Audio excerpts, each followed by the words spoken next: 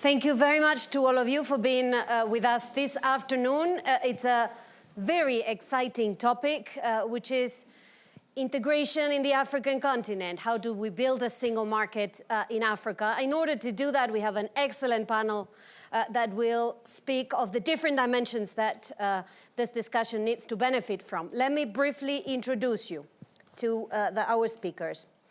Let me start with Rob Shuter. He's the CEO of MTN Group, Mobile Telecommunications, the digital economy.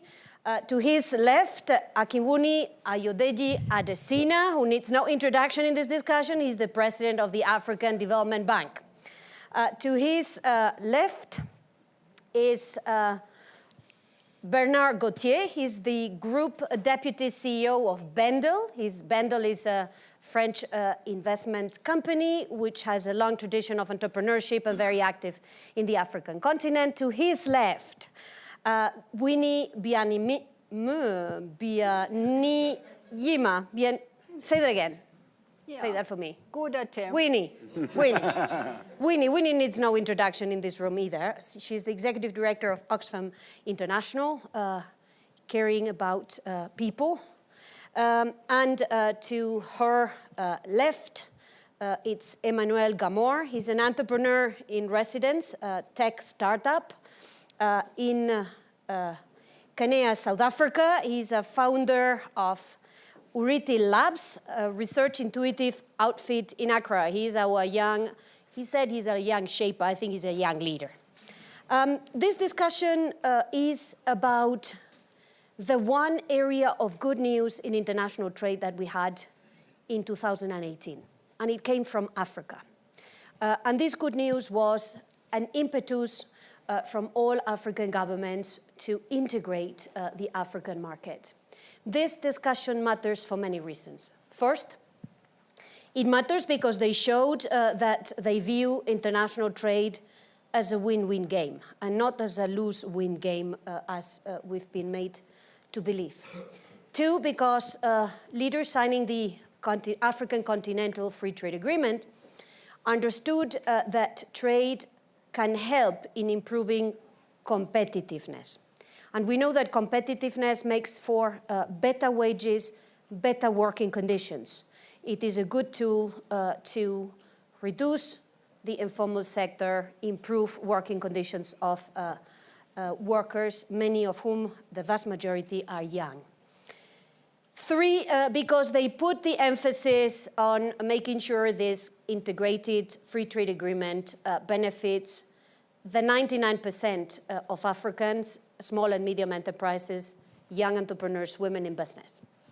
And I want to make sure that we also focus part of our discussion on them because, in my view, they are a big part of getting this right. Also because by signing on to this agreement, they send a very clear message that they want to help develop value chains that span different African countries. So develop cross-border value chains, the African continent being the one where value chains are least developed when one looks at the map of the world. Finally, I think it was also good news because it showed from this decision to sign this agreement that leaders in Africa view cooperation and not unilateralism in trade, cooperation in trade as a contribution to the solution. Now, obviously, this is not the only piece that African leaders signed last year. There was also a very interesting coupling of trade with single aviation space, with movement of professionals, with a big drive to reduce red tape when crossing borders with more and more visa-free and even African passports. So in my view, it's a signal of the direction that African governments have taken. Of course, for the skeptics around us, they will tell us that this is just a signature, that much needs to be implemented, and it is true. They will tell us also that there is a big part of this conversation that hasn't yet taken place, the part about the digital economy and how does the African continent regulate the digital economy and technology, and that's right. But I think the signal they've sent is a very important one. What we are going to do this afternoon is dig a little bit deeper into what needs to happen now. Now, let me start with President Adesina. Let me start with you in a way, giving us a broad overview from the African Development Bank perspective. What are the opportunities, the major opportunities that you see in the signature of this continental free trade agreement? Well, you know, first and foremost is that Africa's trade with the rest of the world is so small, you know, maybe about 4%. And what Africa actually exports is essentially a lot of raw materials. So it makes Africa's exports so susceptible to global volatility. And you see all the booms and the busts that we always have with regard to our economies. But what you find is that those countries that do participate in regional markets are the ones that actually have much more stability in terms of their economies. And so building that size of that market is the critical thing. I think that African economies will be able to industrialize better. I think they'll be able to create a lot of jobs. I think to the point you were raising about the issue of global value chains, if you're going to play the global market, the global value chains are important and becomes a stepping stone for you to also get into the global value chains. And quite honestly, I think it will create tremendous amount of jobs, especially for small and medium-sized enterprises that can actually trade all across the borders. Now, for us from the African Development Bank side, we just did an assessment looking at companies and how they look at this continental free trade area. And we were asking them what do they see as the 3 topmost constraints. And what they told us was quite instructive. The first thing that they say is access to finance. The second one is access to power, electricity, because obviously without electricity, what can you do? And the third one is political stability. These 3 things. So I'll make a few comments about this. If you take the case of access to finance, that access to finance is much more limited, actually, for the small and medium-sized enterprises that you just mentioned. You know, they account for about 75% of all the businesses, but almost only 20% of them actually have access to bank accounts as small and medium-sized enterprises. So getting access to finance for the small guys to play in this big area is the key, so that it's not just a market for the big guys to play. Now, at the African Development Bank, we have a facility we've rolled out. It's a $1 billion facility to support small and medium-sized enterprises. We have so many of our partners that are here that we do lines of credit through to support small and medium-sized enterprises. The second one, I think, is in access to trade finance. Trade finance is going to play a big role. Today, if you look at that, the nature of trade in the continent, only 15 countries account for over 85% of all that intra-regional trade that you're talking about. South Africa is at the top, about 34%. The issue is, how do we expand that? But you can't do that unless you have trade finance. And so at the bank, at the African Development Bank, we have a $1 billion facility that we've rolled out, a trade finance facility to support that. And so far, it has supported transactions in about 111 transactions in about 44 countries and mobilized about $7 billion in terms of trade. But in South Africa, for example, we have the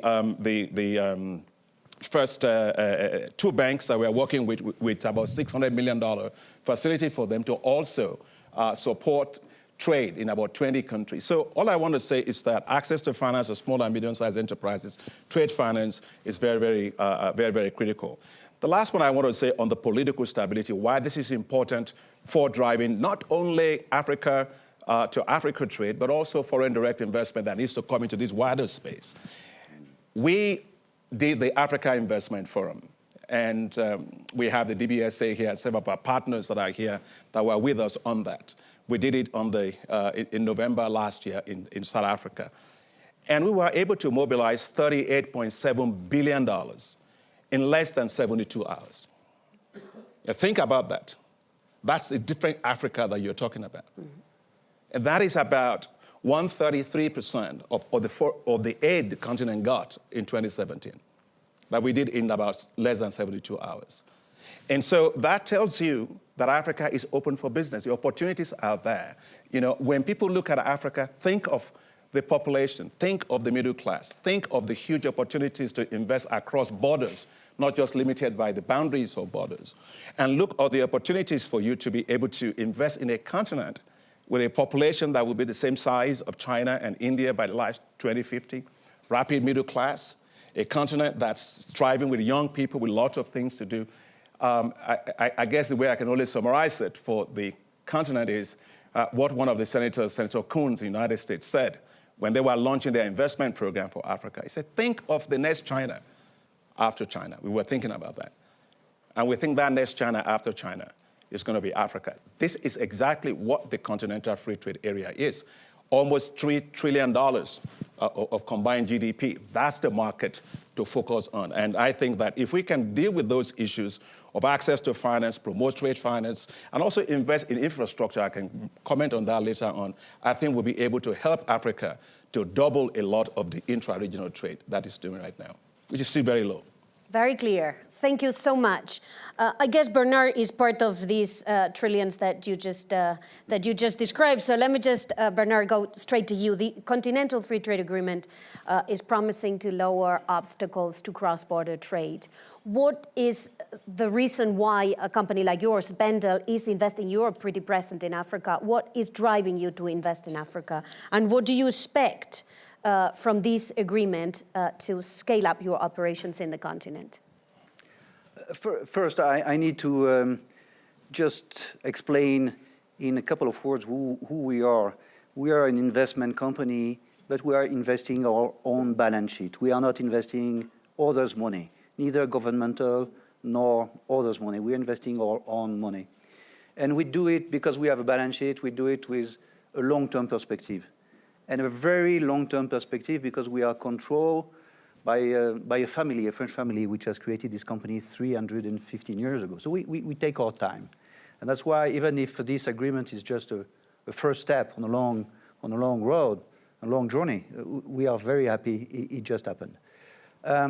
We are the largest shareholder and controlling shareholder of Bureau Veritas. It's a certification company active in 160 countries around the world. They started in Africa in 1870 in Senegal. Now they are serving 10,000 clients, making $500 million in revenue.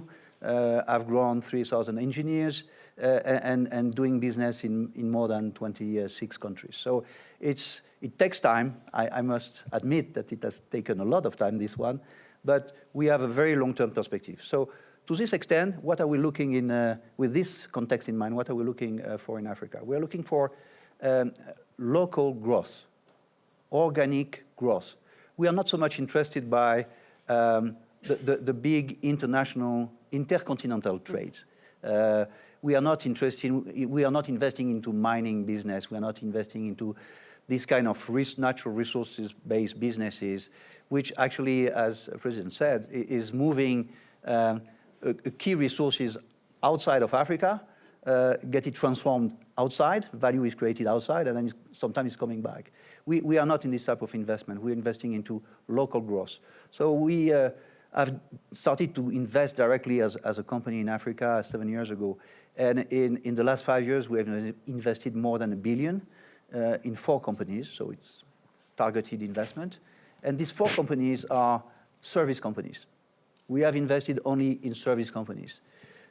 We are very long-term, but we also have to do with the local status of the economy. And service is very much developed in Africa today and creates a lot of jobs. So just to give you a few examples and numbers, we've started to invest 5 years ago in IHS, telecom, the largest telecom tower business in Africa. IHS has created, rough estimate, 80,000 jobs over the last 5 years, directly or indirectly. We are the controlling investor in South Africa of Tsebo. It's a catering business. They have created 40,000 jobs over the last 10 years and trained low-wage people, get access to skills. So we have also invested in a Moroccan-headquartered insurance business operating in 26 countries in Africa. We've just interestingly sold it to Sanlam, the South African insurance company. But these guys have also created 10,000 jobs over the last 10 years by just working in Africa for African consumers, for African end customers. So we believe in African companies for African markets and African consumers. So moving the borders, facilitating the trade within Africa is very important for us. It will help, I believe, to replicate some of the more successful models in which, for instance, we've invested into many other countries, spread out the best practices, create jobs all over the place. Again, more in the service domain first. Maybe, hopefully, I do believe in it one day in the manufacturing and transformation industries, but first and foremost in the service business. I do believe in the development across Africa in anything which starts with the e-business.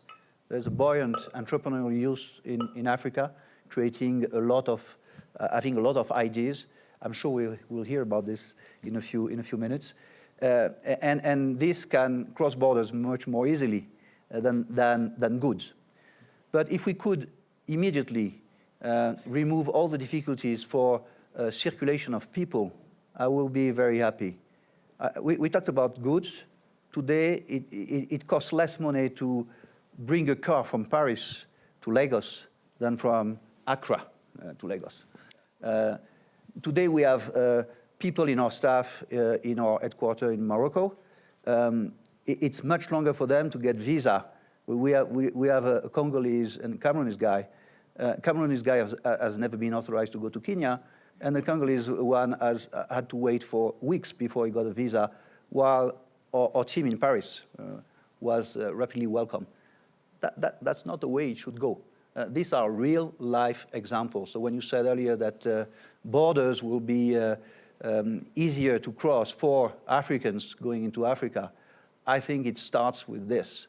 Business people need to travel to create value, to replicate successful business models.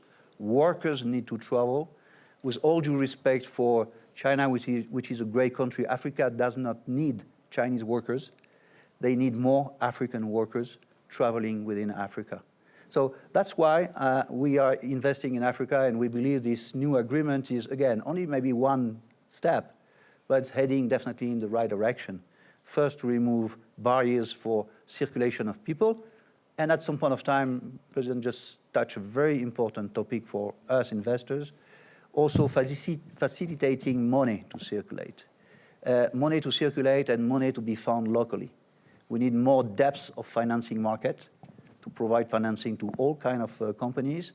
And to this extent, if I need to be a little bit provocative, I would preach in favor of much less currencies and much stronger currencies in Africa. That's maybe euro which has been created in Europe is not the best example, but I think there are some good reasons why it has been created, and I would strongly advocate for much stronger and fewer currencies in Africa. Thank you, Bernard. Let me this is an interesting segue to Winnie. Winnie, Oxfam has just put out yesterday a report in which it looks at the glaring and increasing inequalities in our world between the 1 and the 19, what we call the 1 and the 99%. How can Africa do it differently, and what opportunities or challenges does this Continental Free Trade Agreement generate? Thank you. The Continental Free Trade Agreement is really an exciting moment for Africa. It demonstrates the ambition of our leaders to achieve the Sustainable Development Goals, the 2063 Agenda. It's hopeful. But then we have to learn from other trade blocs, from globalization up to now. And we cannot make the mistakes of the past. So we need to learn from the trade that has happened within the context of globalization. We've had a situation where we have no proper rules, no referees, and bullies take charge and take the spoils. We have richer countries, richer companies, richer people gaining from trade liberalization, and many others left behind. That's not what we want from our bloc. So we must define success. What does success look like for us in our bloc? And I think the most important measure of that success is the good quality jobs that will be produced for our young people and for women. So we need our governments to write the rules to ensure this. We need rules to have secure jobs that are coming out of currently what we now have, a very informalized economy, a formalizing economy that creates good jobs. Too many of our countries don't even yet have a minimum wage. Workers have no voice, no rights. This is not the basis for a new global bloc that is going to deliver for our people. The worst jobs are in the informal sector. It is women working mainly in that informal sector. We need to transform this. And to do that, it's not just an accident, it has to be planned. Second, and I'm happy that President Adesina of the bank mentioned this many times, it's our small and medium enterprises. They struggle. They struggle competing with big corporations. Our governments prefer to work with big corporations. They leave our small and medium enterprises to struggle on our own. This must change. We need that trade liberalization takes a pace that gives our small and medium enterprises the opportunity to grow, to protect jobs, and create opportunity for the majority of people. Finally, we need to prevent our trade bloc from the risk of allowing the rich countries to undercut our industrial development. We have to develop industrially. We cannot leapfrog to nowhere. We also need to develop industries. So we must be able to use tariffs and other measures to build strategic industries for Africa, industries of the future. And our governments must show that they can cooperate to build these. They need that cooperation. So I see a lot of hope, but we must build a trade bloc that engages globally, but that is protecting good, decent jobs for our people, and especially for the women of Africa and the young people of Africa. Thank you, Winnie. This is what we in the International Trade Center call making trade work for the 99%, understanding that 99% of our economies anywhere, everywhere, is small and medium enterprises. They are the ones that we have to be focusing on. I'm really glad that this is coming as a threat in this discussion. Rob, the economy of the 21st century is much more and more digitally powered economy. And you are in that space. You are MTN. What opportunities does this agreement create from your point of view, to help Africa thrive in this economy in the 21st century? I think my perspective shaped by my experience in the sector the last 10 years or so. Before I came back to join MTN, I was responsible for the European operations of Vodafone. Mm-hmm. Those 9 countries obviously were all EU member states. And in managing that portfolio, it was so much easier than I now experience in the African context. Mm-hmm. We had a lot of harmonization of legislation, spectrum policy, licensing, regulation. It was very easy to move people between the markets for pollination of ideas, for skills transfer, and also very easy to move goods and services. In our industry, if you deploy, say, 4G technology in a particular area where there's a lot of 4G devices, it was very easy then to reuse 3G technology in other markets that were at a different stage of the life cycle. So if I look now at our experience in Africa, we're in 17 markets in sub-Saharan Africa and 4 in the Middle East. All of these things I mentioned are much more complex. The African markets are much more fragmented from a policy perspective. It is difficult to move people around, as my colleague from Wendell was saying, and to move, equipment is really complex. In the old life, if the space gray iPhone wasn't selling in one market, you very quickly just deployed it into another. And in our markets now, that's not really possible. So we are very enthusiastic about a much more harmonized digital market for Africa. And that would create a lot of efficiencies in our industry. I think the Continental Free Trade Agreement is a very important first step, but there's much more work to be done. And the more efficiency there is in the sector, the easier it is to deploy services. Those efficiencies can be passed on to customers, particularly also in the world of the data and the digital services. You really do need a harmonization. You know, this is a world now where, you know, all of our personal data, if I ask you where are your Google Photos, where is your iCloud, where have you stored your Dropbox, most people don't know where it is because it's in the cloud. So we need also a harmonization there. And I think one of the concerns is we see sometimes a trend of a sort of a data nationalism, where each market wants to have all their stuff in their own market. That's really very much, you know, not, I think, really the way the world is evolving. So that would be hugely helpful. I think that the final comment is that for the business sector, you know, our revenues now as MTN come around 12% from the business market. We see that as a major growth area. About 2/3 of that are SME. So actually, the real heart of the business market is not the big multinationals. It is the small and medium-sized enterprises. And they would be very much stimulated and assisted by a much easier movement of goods and services between the markets. And that's also going to be a big part of our success in the future. So, you know, we're very encouraged by these first steps, but as I said, I think there's a lot more to be done. So work in progress. Can I comment? Sure, of course. Yeah, I think, you know, the digital market is, as you rightly said, it's a big one, both for financial inclusion, but also in terms of the service industry. That's right. You know, a lot of service industry outsourcing is happening. And Africa, with its young population, I think, as you were saying, there's a lot of young people that can actually participate a lot in that outsourced service industry.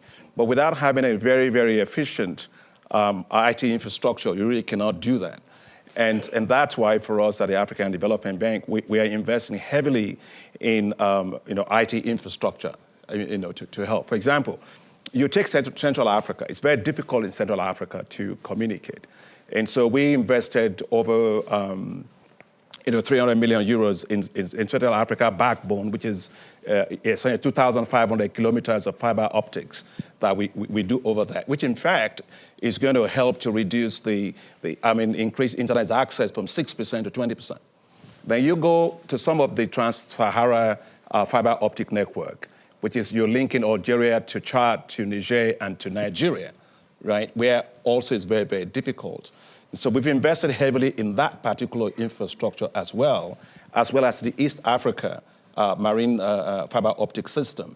Now, that's what they need to be able to access speed of voice, data, things that make it quite competitive in the world today. But a point I want to make finally on that is the importance of really supporting the young people to take advantage of these platforms that we have. You know, so for example, you were talking about the case of data. If you go on Google or you know, save your information, Africa today does not have data centers. We do not control that, and so you hit it, it goes to California or somewhere else. We are not in charge of that, and so it's not what do you call it? The cloud is not a cloud. It's not. It's sitting somewhere else. Somebody else is making money from it, and so for us at African Development Bank, we've prioritized the need to invest heavily in data centers, even as we invest in digital entrepreneurship, which is going to be the key for Africa going forward. Wow, this is... If I could jump in there as Yes. well, sorry. we need to hear from Emmanuel. Don't forget. Of course. So before I'm going to say something, but waiting for Emmanuel. So before we have the young leader, we have the middle-aged executives. Happens all the time. You know, the business case for a large African data center would be immensely enhanced if it could be providing data services to multiple countries. Yeah. And that's where, again, we come up against the data nationalism and the lack of the harmonized legislation, because we have all of the capacity to do it, for sure. And hopefully this, you know, the free trade agreement will start to move us in that direction. But at least it's much easier to move data rather than goods. Let me, Yeah, that's also true. let me give the opportunity to Emmanuel, because when I talk to African leaders, they tell me they've built this Africa Continental Free Trade Agreement for guys like you. So we want to hear from you. What do you expect from this agreement, but also what do you want these leaders to do now that they have signed on to it? Thank you very much, and thank you for the opportunity. And I think as we're grappling with the architecture of globalization 4.0, the biggest question is, how do we enable young people to be economic agents in a single African market? And becoming an economic agent, one, empowering us to have our own agency and a conducive environment to play within that environment. So I'll tackle that in maybe 2 or 3 spaces: education, access to finance, and then an architecture that we've kind of spoken about that opens up borders for young people to play in. One of the things we're excited about the single trade market is, obviously, when we speak about internet and digitization, it allows us to have a customer base to allow the economies of scale. That's right. The problem is, it's a wicked problem. You need multiple interventions, because us as entrepreneurs on the continent, once we're online, we're not just competing with each other on the continent. We're competing with our counterparts in Europe, in America, in China, who already have a consolidated framework or conducive environment to play in. So finance, interlopability, for example. And I play in Ghana and in South Africa, and it's a very different financial structure in both countries. And so when we have an e-commerce site, for example, and trying to find out how do you make it, or how do you prevent the most barriers for a customer to give your money for an innovation that you've committed your life or years to, that structure is not conducive, then the single trade market is really not effective in that space. Sorry, finish. Oh, sorry, I want you to finish. But I promise you'll be the next one, Winnie. No problem. In that same space, education. And for a lot of us, for you to become the most effective economic agent, you need to be globally competitive in a world where we assume that, and I guess my age demographic is millennials, but my younger siblings are just as competitive. Young 20-year-olds who it seems as if a lot of my parents think we know everything because we're a younger generation, but the information gap is happening so quickly. So we need to be empowered economically so we can also learn from different countries and participate in that type of economy. And so when the single trade market is opened up, it should be opened up concurrently with a single knowledge database that lets us learn about ourselves. So a good example is Ghana and Nigeria. We have seemingly similar cultures in music, and we see strong collaborations in arts and culture, and we celebrate that. But we miss out on the rest of West Africa because we don't have that access. And so what we think, or what a lot of global leaders say, is something that we should be, and we should celebrate arts. We're selling fashion, we're globally. We're not enabled because the single trade doesn't open up opportunities for us to learn and compete just as quickly. And I think the last point I'd say and relinquish on that is, in spite of these, there are lots of young Africans that are trying to break through government bureaucracy, breaking through private competition, and it is a competition, and we appreciate what MTN does, but an example is, for example, text messaging and text, so value-added services along text messaging. And I've had friends who started those type of bundled up text products. But once the telcos come in, and because they're the vehicles and they determine the terms, that innovation that initially started, that was fair playing grounds for young people, vanishes, and it doesn't come back. But what I'm saying about how young people have gone through government and private sector is co-working spaces and innovation hubs. So what we've tried to do is, in the absence of government funding and opportunities for work that, yes, is impressive in tens of thousands over a couple of years, but there are millions of us, we've tried to congregate our limited resources in co-working spaces and tried to say that we can start up businesses. But that's also a challenge because we need mentorship and we need the resources to scale those businesses up that take advantage so that my business, whether it's in Lomé or whether it's in Equatorial Guinea, can be competitive and scale up to somewhere else in Mpumalanga or to Kigali as well. Thank you very much. Winnie, you wanted to come... Yes, I wanted to come in, and I want our discussion to be back on the issue of what is the success we are looking for. Recently, I live in Nairobi. I moved Oxfam to Nairobi, proud of that. in Nairobi, on a hot day, I took a taxi. And it was just a kilometer.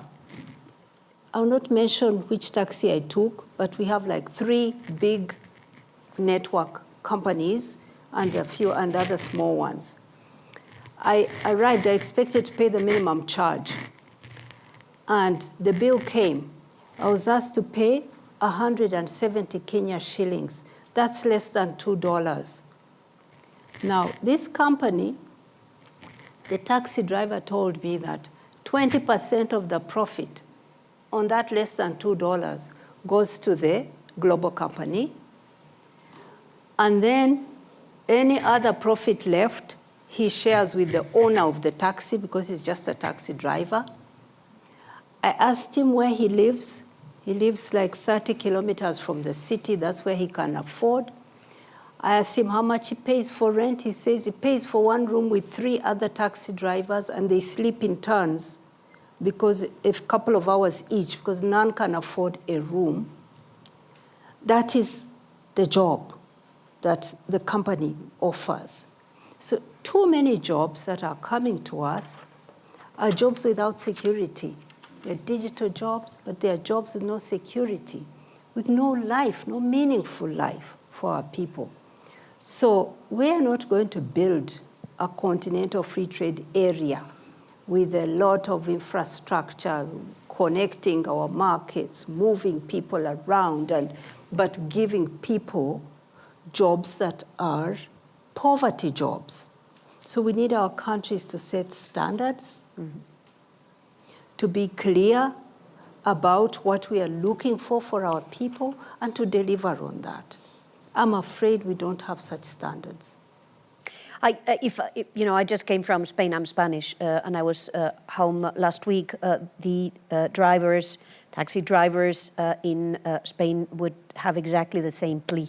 And they are in Spain, they're not in Africa, but it doesn't matter. The problem is the same, is whether or not we have the right standards in making sure that the digital economy is also working for the people and working for decent jobs. Because a few years ago, the minimum charge of a taxi driver in Nairobi was about $5. That's the minimum charge you paid for a normal taxi if you walked out of your hotel. But now, who travels for less than $2 in a taxi? I mean, people have been pressed to the bottom, and we call these jobs. It's not jobs. This is just poverty and some kind of slavery to global companies. Hakim Boni? Yeah, so I just wanted to comment on what your point on this free trade area being done for young people, and just the global leader, that what you were saying there. I think basically we cannot achieve that unless we have a financing facility that works for young people. Young folks, I mean, what actually led to creating somebody like a Zuckerberg or Bill Gates and stuff like that? You got young people, they have a lot of great ideas. They want to take on the world, and we want them to take on the world. But we don't put capital at risk for young people. How do we want them to get the financing that they need to turn their bright ideas into big businesses? And so I decided at the African Development Bank that we're going to do that. We're going to put our capital at risk for young people, for their ideas, because most of them don't want to work for somebody else. They want to have their own businesses. They want to be entrepreneurs. I mean, you've got Tony Elubelu here. He's doing a fantastic job. We're going to be working with him on that. That particular issue, Ada Osakwe is here, who sits on my presidential advisory committee to advise me as president about not just doing things for young people. What do they want? My vice president is here, Jennifer Blankett's in the audience. And so we decided that first and foremost is how do we de-risk the financial markets to lend to businesses and ideas of young people, right? So some of them will fail, but if 2, 3 of them work, just imagine what Africa will become. And so supporting entrepreneurship, I think it's going to be very, very vital to how we do this. We have a facility with the European Investment Bank that's called Boost Africa, which is €200 million facility to support early stage businesses, high risk businesses for entrepreneurs. And I think that's important. The other thing is what you were saying about women. And I couldn't agree more with you on this. In 1992, I took a flight from Lagos to Abidjan. In those days, you remember there was this compact computers we used to have, which is the ones that look like a suitcase, that like this, you pick it up. And that's all I had. And I got on the flight, and all these market women, they call them in West Africa, they were all on the plane. And they were all the same sizes. They were like this. And they were managing to go through the aisle and stuff like that. But what they had done was that they had wrapped a lot of bales of clothing around themselves to avoid those that take bribes, overtax them because they're informal things and stuff like that. So all of a sudden, the tape started going off. And you find that they're actually the same size. Now, we were putting their stuff on the overhead compartment. So I needed to put my old compact computer there. There was no space. The hostess walked up to me and said, "Can I help you?" I said, "Yes, I just need to put this up there." She said, "How many times do you fly this plane?" I said, "It depends on where my job takes me." She said, "You see these market women here? They fly it every single day. So we're going to take your computer, or that your bag, and put it down in the hold, make more room for the women." What that means is that we cannot have equitable, inclusive, continental free trade area when we have to transform the informality to the formality. We have to empower the women who form the major force. African economies today, I tell you, when we had the problems with the financial crisis, with the layoffs and structural adjustment, they held up the economies. They held up households. So we have to make sure that we actually support women. That's why for us, at the African Development Bank, we're working very hard on an initiative that is called the Affirmative Finance Action for Women in Africa, which is to leverage $3 billion for businesses of women in Africa. You see, the day Africa gets the issue of women right in terms of entrepreneurship, in terms of business ideas, Africa will fly, I think, with two wings, not one that we're flying with right now. I think this is going to be very important in this issue of trade. And the last point I want to make on this is we have Oyama here. All the guys are in the capital markets.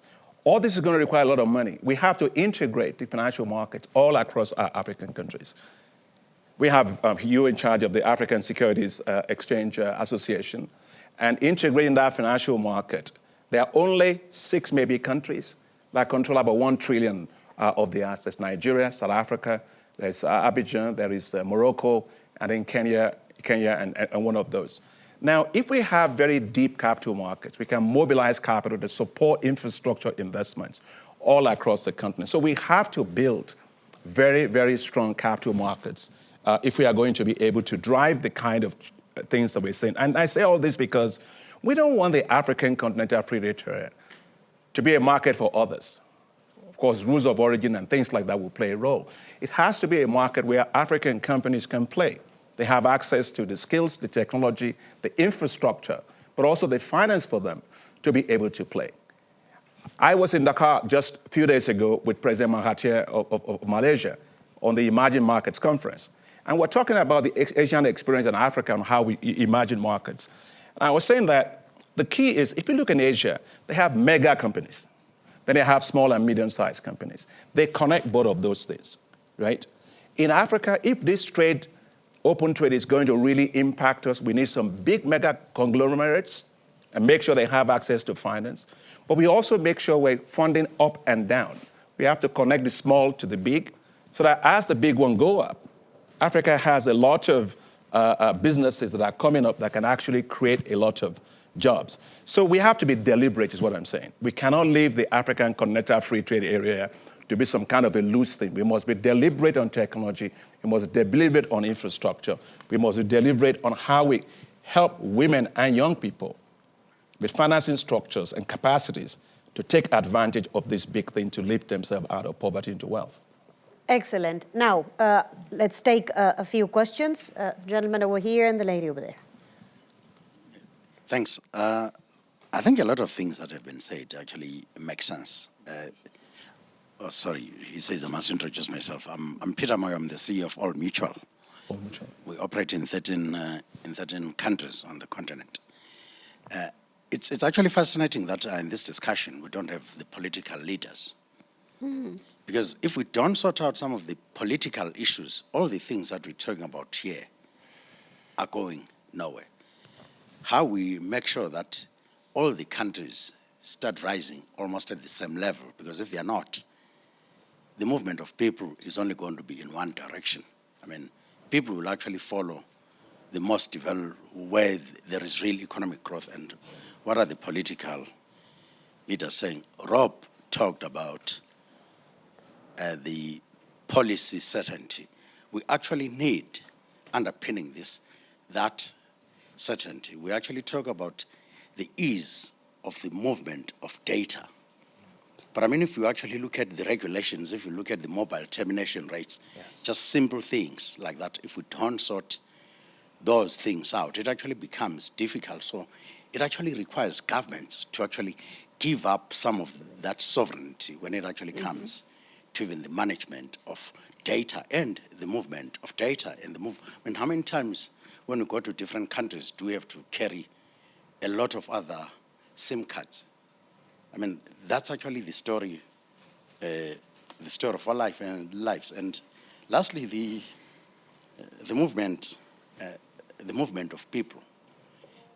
For as long as it is not easy to just move people, the free trade area is not a reality. I mean, we actually sit today with very young people in East Africa that are very, very clever, where it's actually much, much cheaper for us to give solutions to Africans on the continent by operating from Kenya. But try and move those young people from Kenya to Zimbabwe to South Africa. It's a mission.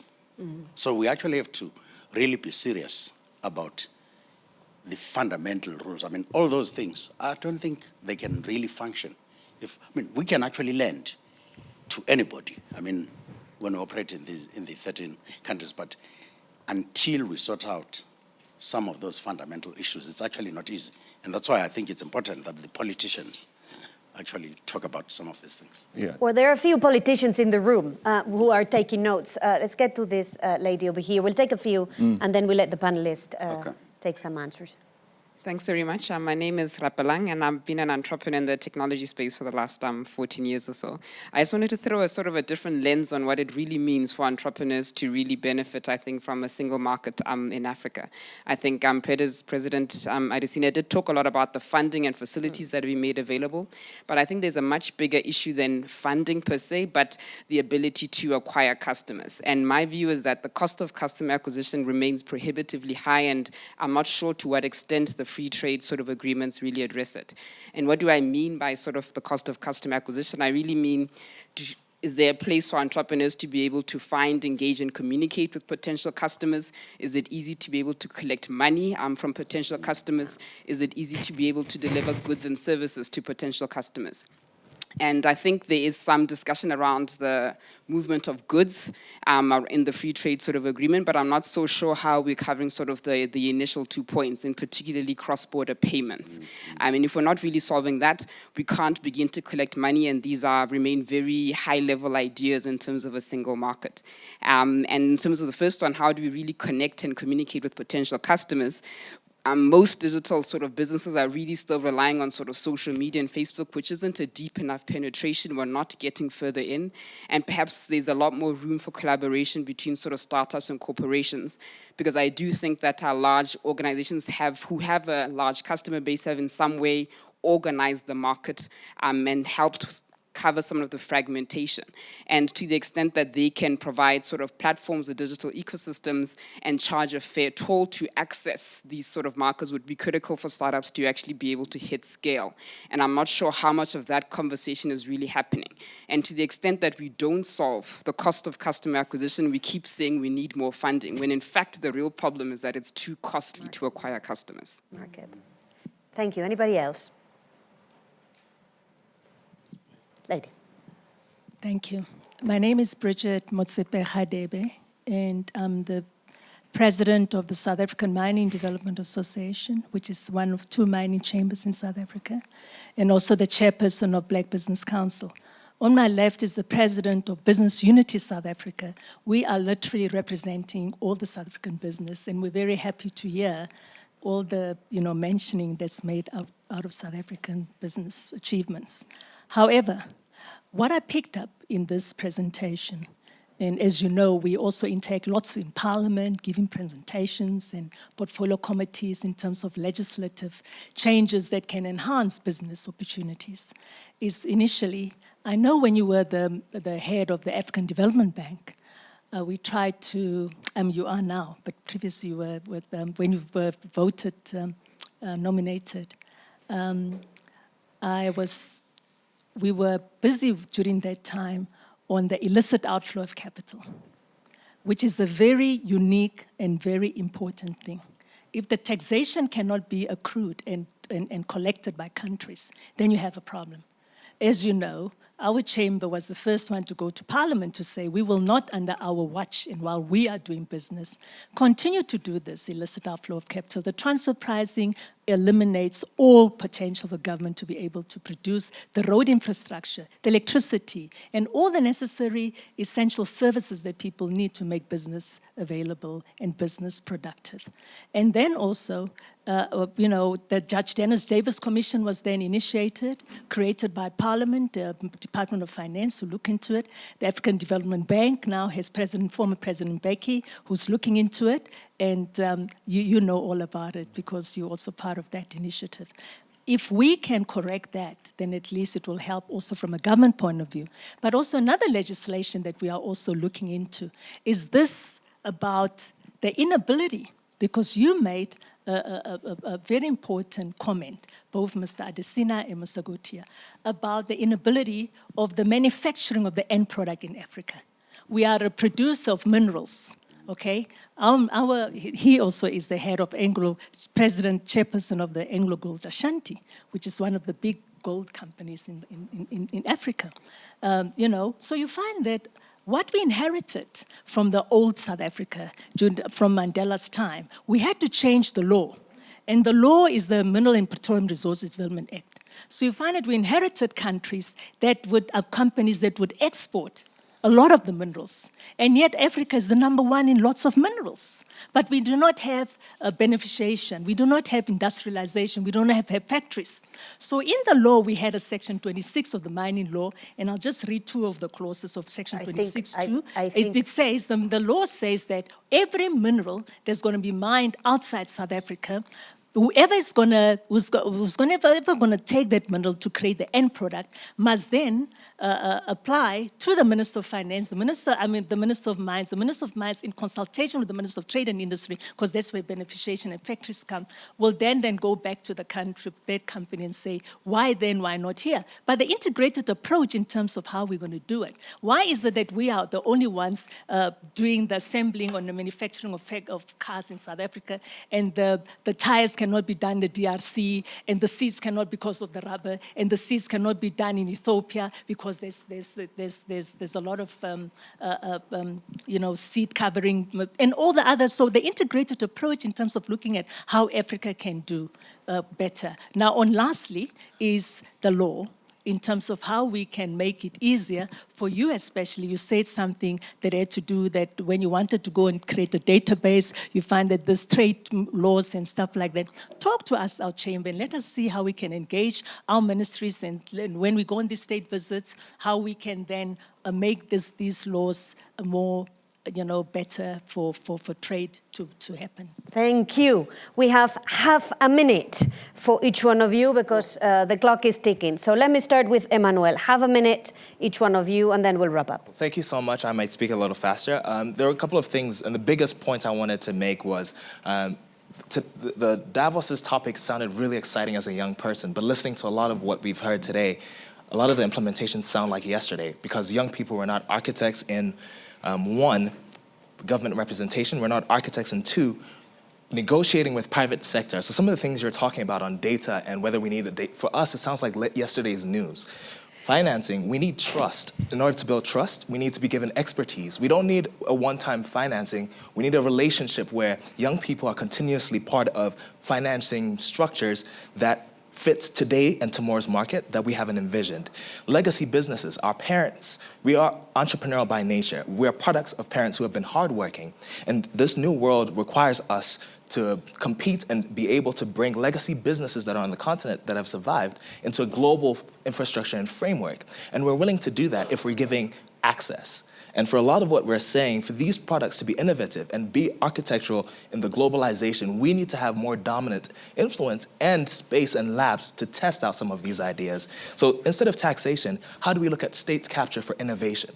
Because we're an innovative continent. And those are the kind of inputs that if young people are given an opportunity, we can knock some of those doors and make Africa truly globally competitive. Winnie.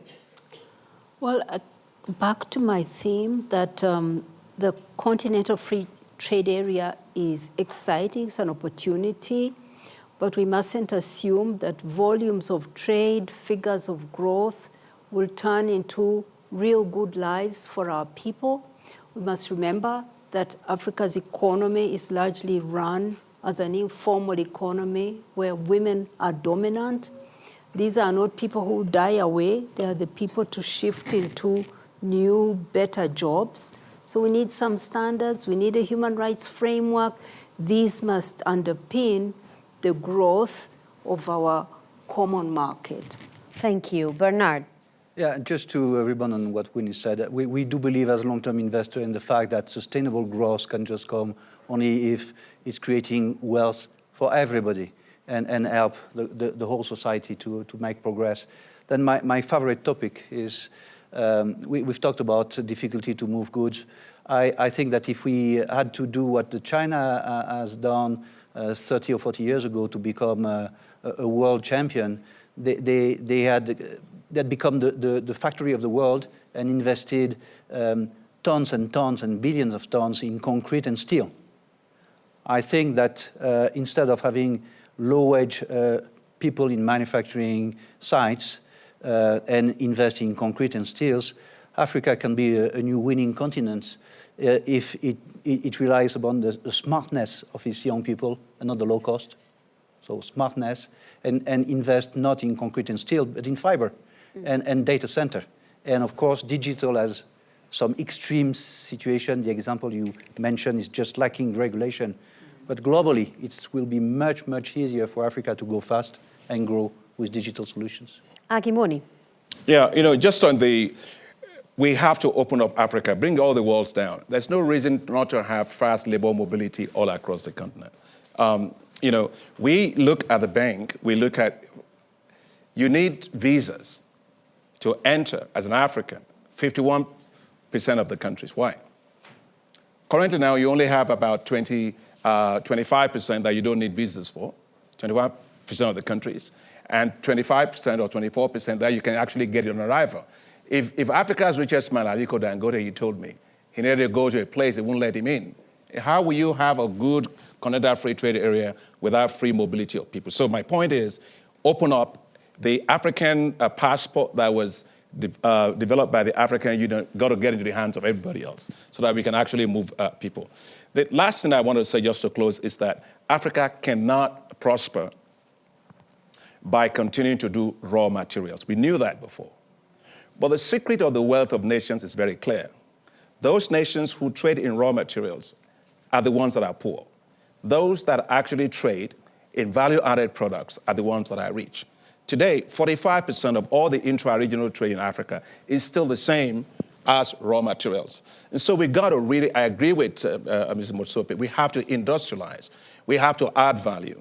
What's the brain surgery in making chocolates? There's none, right? We've got to make sure that we have industrial centers that can allow us to take minerals, oil, metals, gas that we have, and actually produce high-value products. That's why we are going to grow our wealth. So my point really basically is Africa needs the technology, it needs the enabling policy and environment, but Africa must really unlock what it has and turn it into wealth. We can't be all trading the same thing. We have to move into high value-added products. Thank you. And last but not least, Rob. 60 seconds. A few things. Integrated financial system is absolutely imperative, both at a corporate level, but also at an individual level. We need new solutions. Mm-hmm. I think mobile money, fintech is going to be a big part of the solution. The questions the lady was asking about access to customers, ability to pay, cross-border remittances, I believe that mobile technology will solve many of these problems. There are some missing pieces of infrastructure, important pieces. MTN and Orange announced a joint venture to build a mobile money interoperability hub in Abidjan called Mawali. It's using a blockchain distributed ledger. We have the Bill and Melinda Gates Foundation providing support and funding. This will make, I think, a massive difference. And I think finally, if you look at the sophisticated mobile money systems that have been built in Africa, whether it's M-Pesa in Kenya, the MTN system, the Orange systems, it shows that Africa can provide solutions for the problems of Africa. We just need will and determination, and we all need to do what we can do instead of always looking for what somebody else must do. Wow. I was meant to do a wrap-up. As you can imagine, we have no time, and the wealth of this conversation was such that it would be unfair to try to do that. I'm convinced, nevertheless, that if Africa gets its integration process right, it would be good for Africa, but it would be an even better news for the rest of the world. This is why we all have a stake in making it work. Tear down the barriers, except for illicit financial flows. For that one, we don't want to tear down the barriers, and regulate smartly so that the 99% can also benefit from this integration. Thank you very much. A big applause to our speakers.